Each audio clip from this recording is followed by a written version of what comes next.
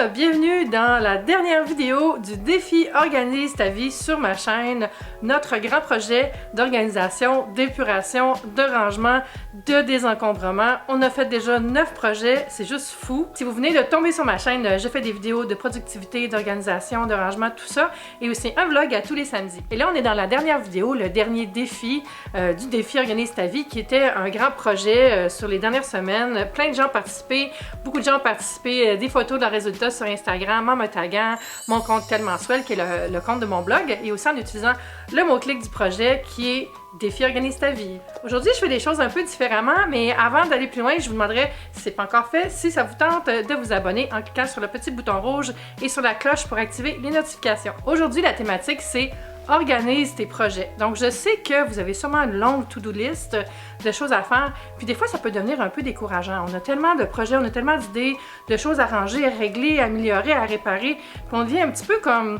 La tête nous tourne à force d'ajouter des choses dans notre to-do list, là, ça peut nous étourdir un peu. Aujourd'hui, l'objectif, ça va être d'organiser un peu tous ces projets-là d'amélioration pour notre maison. La méthode va être un peu spéciale, j'appelle ça ma liste par élimination. Et le résultat, ça va être d'avoir une liste de tâches qui est plus raisonnable et qu'on peut mettre en pratique plus facilement. Donc pour réaliser ce projet-là, vous avez seulement besoin d'un papier et d'un crayon ou d'un carnet et d'un petit crayon, puis de vous installer confortablement. Faites-vous un petit café, un petit thé. Faites-vous un petit moment pour vous, là, on va prendre des petites notes, puis on va faire un petit exercice, ça va être super le fun. Vous allez prendre votre feuille et vous allez faire 4 colonnes. En haut de la première colonne, vous allez marquer « Projet ». À côté, vous allez faire un signe de dollar. À côté, vous allez faire un signe d'horloge pour représenter le temps.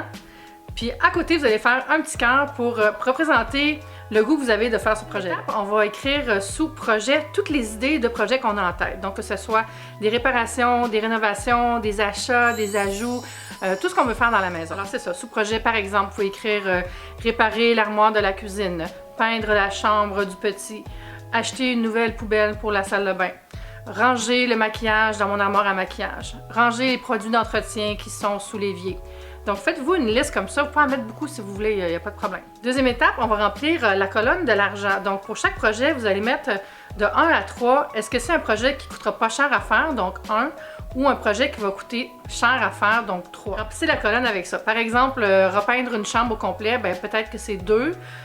Changer un meuble, ça va être 3. Puis organiser votre maquillage, c'est 1. Faites la même chose avec la colonne avec l'horloge pour représenter le temps. Est-ce que c'est quelque chose qui ne demande pas beaucoup de temps ou quelque chose qui demande beaucoup de temps? Donc, donnez une note pour chaque projet. Et finalement, pour le petit cœur, donnez une note de 1 à 3 pour savoir à quel point vous avez hâte que ce projet-là soit fini.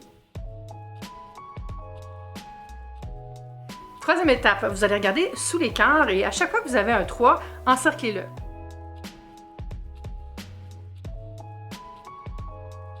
Ainsi, vous allez identifier tous les projets dont vous avez le plus hâte de débarrasser ou le plus hâte de voir quand ils vont être faits. Pour chaque 3, regardez dans la colonne du temps et allez voir parmi ces 3-là, ces notes de 3-là, lesquelles ont une note de 1 pour le temps. Donc, tous les projets qui demandent le moins de temps. Et pour la colonne de l'argent, encore une fois, entourez tous les 1, tout, pour savoir ceux qui coûtent le moins cher.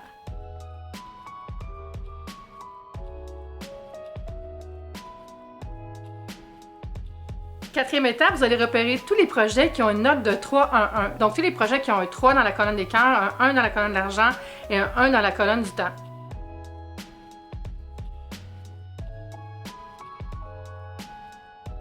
Donc ça représente les projets que vous pourriez faire dans les prochaines semaines parce que c'est des projets qui ne coûtent pas cher à faire, qui ne coûtent pas cher en temps et que vous avez vraiment envie de faire dès maintenant.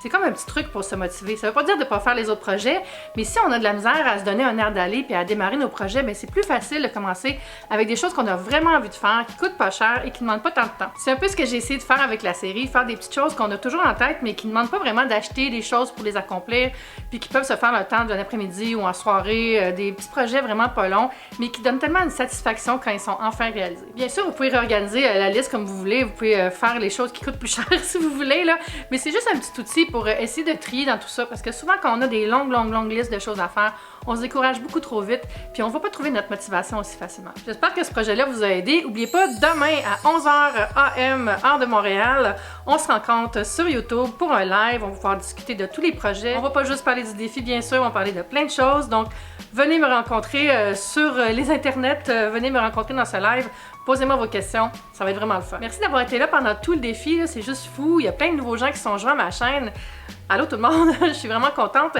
Puis je vais vous annoncer une nouvelle dans le live à propos de cette série-là. Il va y avoir une petite nouvelle. Puis j'ai vraiment hâte de vous en parler. Donc on se voit demain. N'oubliez pas de vous abonner, de donner un petit thumbs up à la vidéo. Puis bon rangement. Bye!